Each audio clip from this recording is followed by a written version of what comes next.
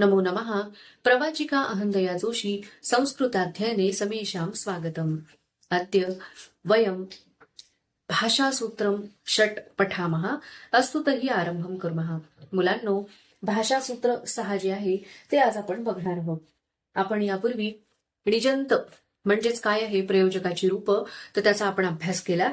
तर त्यामध्ये काही घटक जो आहे तर तो पुन्हा आपल्याला अभ्यासायचा आहे। तर ही जी णिजंत जी आहेत तर ही यापूर्वी आपण चांगल्या प्रकारे अभ्यासलेली आहे। तर पुन्हा एकदा आपण त्याचा अभ्यास करूयात। तर बघा, पेज नंबर 95, 95 पृष्ठ क्रमांक 95 त्यावरती आपण हे बघणार आहोत, भाषासूत्रम 6। तर इथे वाक्य जी दिलेली आहेत ती मी वाचते। रामः वनं गच्छति। ठीक आहे, रामः काय आहे, वाक्यामधला कर्ता आहे। वनम हे काय आहे, कर्म आहे। आणि त्यानंतर गच्छति हे काय आहे, क्रियापद आहे। ठीक आहे, तर राम वनामध्ये जातो। तर हे कर्तरी रचना आहे, साधं वाक्य आहे। पण निजंत वाक्य कशी तयार होईल त्याचं, कैकेयी रामम वनम गमयति। ठीक आहे, तर कैकेयी हे काय आहे, वाक्यामधला निजंत करता, प्रयोजक करता। त्यानंतर रामम हे काय आहे, प्रयोज्य करता। आणि वन हे काय आहे, गौण कर्म झालं। ठीक आहे, आणि गमयति हे काय आहे, निजंताचं क्रियापद। तर आता निजंत कसं तयार करायचं ते यापूर्वी आपण खूप चांगल्या प्रकारे अभ्यासलेलं आहे। पण पुन्हा एकदा भाषासूत्र 6 मध्ये त्याची पुनरावृत्ती करूयात किंवा त्याचा पुन्हा एकदा आपण अभ्यास करूयात। बघा, निजंत प्रयोगे प्रयोजक करता प्रथमांतः भवति। तुमच्या पुस्तकामध्ये तुम्ही बघायचं आहे। तर निजंत प्रयोगामध्ये प्रयोजक करता कसा असतो, तर तो प्रथमा विभक्तीमध्ये असतो। ठीक आहे, त्यानंतर णिजंत प्रयोगे सर्वेषां धातूनाम अयविकरणं भवति। म्हणजे मी तुम्हाला यापूर्वी सांगितलेलं होतं की कुठल्याही गणातला धातू असू देत, पहिला, दुसरा, तिसरा, चौथा, पाचवा, पण त्या सगळ्या धातूंना कोणतं विकरण लागतं, अय। ठीक आहे, त्यानंतर सर्वेषां धातूनाम णिजंत रूपाणी उभयपदीनी भवन्ति। उभयपदी असतात, त्याचा पण उल्लेख मी यापूर्वी केलेला आहे। कशी उभयपदी असतात, तर गमयति गमयते, पाठयति पाठयते। ठीक आहे, त्यानंतर पातयति पातयते, अशा प्रकारे। ठीक आहे, त्यानंतर बघा, सर्वेषु लकारेषु णिजंत प्रयोगाः भवन्ति। म्हणजेच काय की सगळे लकार जे आहेत, कोणकोणते लकार आहेत, तर तसे म्हटलं तर 10 लकार आहेत, पण तुमच्या अभ्यासाला जे आहेत ते 6 लकार आहेत। लट, त्यानंतर लंग, लोट, विधिलिंग, लुट आणि लिट, परोक्ष। ठीक आहे, तर ह्या सगळ्या लकारांमध्ये आपण या णिजंताचा प्रयोग करू शकतो। तर बघा, आता धातू प्रकार जो दिलेला आहे खाली, अकर्मक धातू पत, त्यानंतर हस, नृत, इति। त्यानंतर गत्यर्थक, त्यानंतर अध्यात्मक, सेवनात्मक, त्यानंतर शब्द कर्मात्मक धातू जे आहेत, गमगच्छ, या, पठ, बुध, ज्ञा, अधि प्लस ई, विद, त्यानंतर शिक्ष, भुज, पा, पिब, अश, श्रु, स्मृ इत्यादी। त्यानंतर सकर्मक धातू। आता तुम्हाला माहिती की आपण धातूंचं विभाजन वेगवेगळ्या प्रकारे करतो, सकर्मक, अकर्मक, गत्यर्थक, अशा प्रकारे। तर त्याचाच इथे थोडासा उल्लेख केलेला आहे। सकर्मक धातू कोणकोणते आहेत, लिख, दा, पच, रक्ष, यांना कर्माची आवश्यकता असते ते सकर्मक धातू असतात। तर या सगळ्या धातूंपासून कशा प्रकारे आपण ही निजंताचा आपण प्रयोग करतो ते इथं दिलेलं आहे। बघा, इथे वाक्य दिलेलं आहे, मिहिरः आदित्यम पातयति। ठीक आहे, त्यानंतर वैद्यः बालकम औषधम पाययति।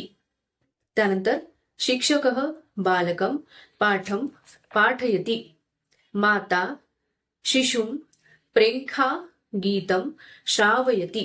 ठीक आहे, तर इथे आपण काय करतो,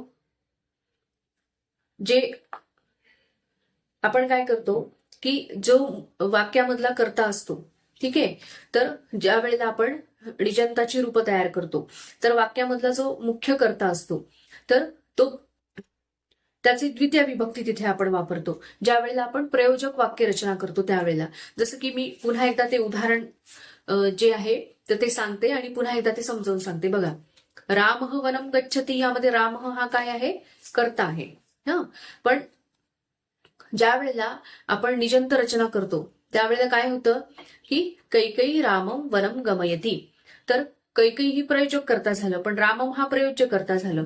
तर जो मुख्य कर्ता होता त्याचा आपण निजंत रचना करताना तो प्रयोज्य करता झाला, तर त्याची आपण द्वितीय विभक्ती आपण इथे वापरलेली आहे. ठीक आहे. पण काही ठिकाणी तिथे तृतीय विभक्ती पण वापरली जाते त्या प्रयोज्य कर्त्याची, काही ठिकाणी द्वितीय, काही ठिकाणी चतुर्थी विभक्ती वापरली जाते.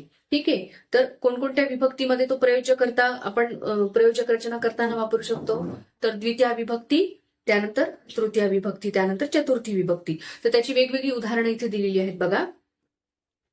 तृतीय विभक्ती, धनिकः स्वपुत्रेण भिक्षुकाय धनम दापयती. स्वपुत्रेण म्हणजे स्वतःच्या मुलाकडून ती भिक्षुकाला धन देते. ठीक आहे. तर इथे तृतीय विभक्ती आपण वापरली प्रयोज्य कर्त्याची. त्यानंतर तृतीय विभक्ती, अजून एक उदाहरण दिलेलं आहे, स्वामी गर्धभेन भारम वाहयती. तर स्वामी जो आहे तो गाढवाकडून भार ओढून घेतो, तर गर्धभेन म्हणून गाढवाकडून तृतीय विभक्ती वापरलेली आहे. त्यानंतर शिक्षकः छात्रान् छात्रैः वृक्षारोपणम कारयति. शिक्षक जे आहेत ते विद्यार्थ्यांकडून वृक्षारोपण करून घेतात. तर इथे द्वितीय आणि तृतीय दोन्ही विभक्ती इथे वापरलेल्या आहेत. त्यानंतर पुढचं वाक्य बघा, कौसल्या रामम रामाय चंद्रम दर्शयती. तर कौसल्या रामम द्वितीय विभक्ती आणि रामाय ही आहे चतुर्थी विभक्ती. ठीक आहे. तर दोन्ही विभक्तींचा इथे प्रयोग केलेला आहे. तर मला असं वाटतं की तुम्हाला जो प्रयोज्य करता आहे तर तो कोणत्या कोणत्या विभक्तींमध्ये, तर द्वितीय, तृतीय आणि चतुर्थी या तिन्ही विभक्तींमध्ये आपण तो वापरू शकतो. तर ते बघायचं की त्यावेळेला आपल्याला तो कुठल्या विभक्तीमध्ये वापरता येईल. मला असं वाटतं तुम्हाला हे लक्षात आलं असेल. त्यानंतर इथे जे जिज्ञासा पत्र आहे तर ते आपण बघूयात. तर पहिला प्रश्न काय आहे, हडिजंतम कुरुत. ठीक आहे. तर इथे वाक्य बघा,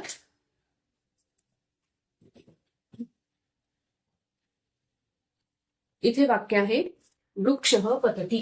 ठीक आहे.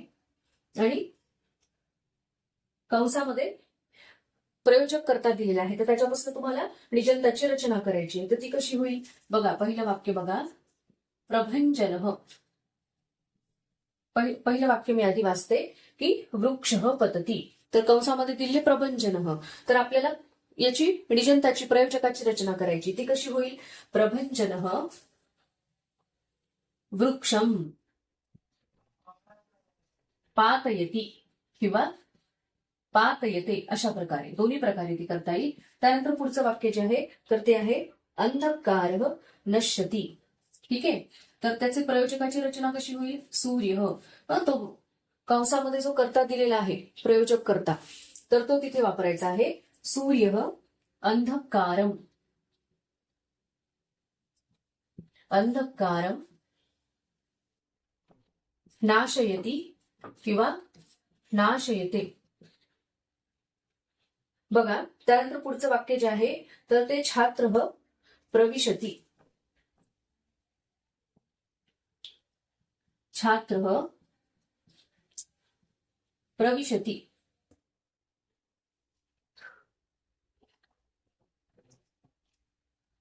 छात्र प्रविशती असं वाक्य आहे. तर इथे आपल्याला प्रयोजकाची रचना करायची आहे.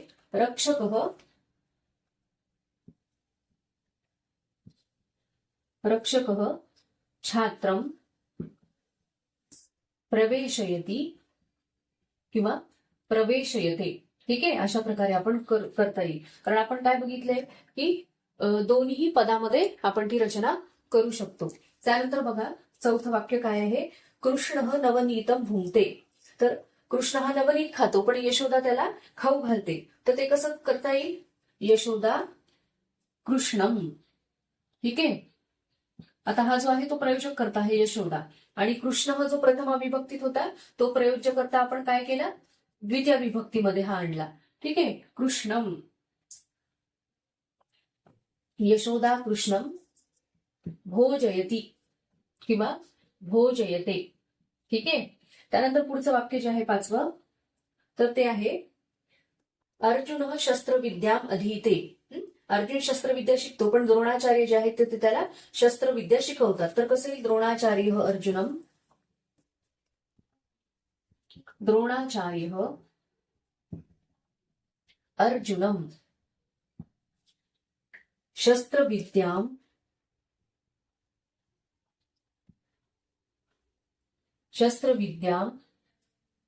अध्यापयती. अध्यापयती किंवा अध्यापयते अशा प्रकारे. ठीक आहे. त्यानंतर पुढचं वाक्य जे आहे तर ते आहे रसिकः काव्यम शृणोती. पण कविही रसिकम काव्यम श्रावयती. कसं येईल याची प्रयोजक रचना? कविही रसिकम काव्यम श्रावयती किंवा श्रावयते. ठीक आहे. तर मला असं वाटतं तुम्हाला हे लक्षात आलेलं असावं, तर हे तुम्ही लिहून घ्या. त्यानंतर बघा पुढचे जे वाक्य आहे तर ते काय आहे की यक्षः संदेशम नयती.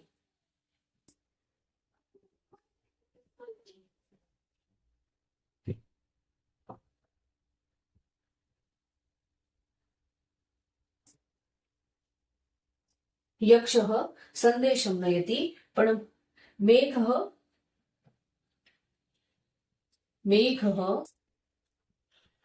यक्षेण संदेशम नाययती. ठीक आहे. तर आता इथे काय झालेलं आहे की म्हणजे हा साधन म्हणून इथे उपयोग झालेला आहे, म्हणून इथे तृतीय विभक्ती वापरलेली आहे. मेघः यक्षेण संदेशम नाययती अशा प्रकारे. त्यानंतर पुढचं वाक्य बघा, पुत्रः पत्रम लिखती. हा पण काय आहे? पिता पुत्रेण. त्याची प्रयोजक रचना अशी होईल, पिता पुत्रेण पत्रम लेखयती. लेखयती किंवा लेखयते अशा प्रकारे. ठीक आहे. तर हा जो आहे हा प्रश्न जो आहे पहिला तर तो आपला झालेला आहे. त्यानंतर पुढचा प्रश्न जो आहे तर निजंतम निष्कासयत हा प्रश्न आपण बघूया. तर यामध्ये वाक्य जी आहेत ती बघा, बालकः शुकम फलम खादयती. ठीक आहे. तर आपल्याला काय करायचं आहे, ज्या वेळेला निजंत काढून टाका असं सांगितलं जातं त्यावेळेला जो प्रयोजक कर्ता आहे तो काढून टाकायचा. ठीक आहे. जो प्रयोजक कर्ता आहे तो काढून टाकायचा आणि कर्तरी रचना तिथे करायची. Simple sentence. तर कसं येईल? शुकः फलम खादती. ठीक आहे. शुकः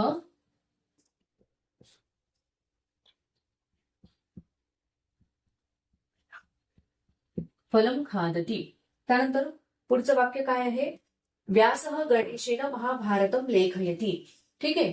तर व्यास गणेशाकडनं महाभारत लिहून घेतात, पण गणेश स्वतः लिहितो. अशी आपल्याला कर्तरी रचना करायची. तर मग कसं होईल, गणेशः महाभारतम लिखती.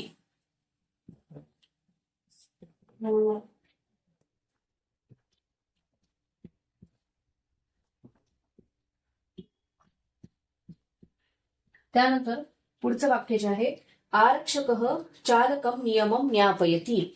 ठीक आहे. तर आरक्षक म्हणजे पोलीस चालकाला म्हणजे ड्रायव्हरला काय करतो, नियम समजावून सांगत आहे, पण चालक स्वतःच नियम जाणतो. तर कसं येईल, चालकः नियमम जानाति. ठीक आहे. चालकः नियमम जानाति अशा प्रकारे. त्यानंतर पुढचं जे वाक्य आहे ते आहे, शृगालः मृगम क्षेत्रम दर्शयती. तर शृगाल जो आहे तर तो हरणाला शेत दाखवतो. तर पण हरिण जो आहे तो स्वतःच पाहतो. तर कसं येईल, मृगः क्षेत्रम पश्यती. ठीक आहे. तर अशा प्रकारे आपण ते साधी वाक्य आपण तयार करायची. अर्थात ही जी साधी रचना आहे तर ती तुम्हाला माहितच आहे, कर्तरी रचना आपण कशी करतो. तर हा जो भाग आहे आपला भाषा सूत्रम 6. ठीक आहे. तर हे इथे संपलेलं आहे. तर आपण काय बघितलं यामध्ये, पुन्हा एकदा आपण निजंताची रचना बघितली कशी करायची, त्याचे साधारण नियम समजावून घेतले. प्रयोजक कर्ता कशा प्रकारे आपण रचना करतो, प्रयोजकाची ती क्रियापद कसं असतं. ठीक आहे. त्यानंतर आपण जिज्ञासा पत्रम जे आहे तेही बघितलं. तर मला असं वाटतं तुम्हाला चांगल्या प्रकारे हे समजलेलं असावं. माझा जर व्हिडिओ तुम्हाला आवडला असेल तर लाईक करा, शेअर करा आणि माझ्या युट्यूब चॅनलला सबस्क्राईब करा. धन्यवाद.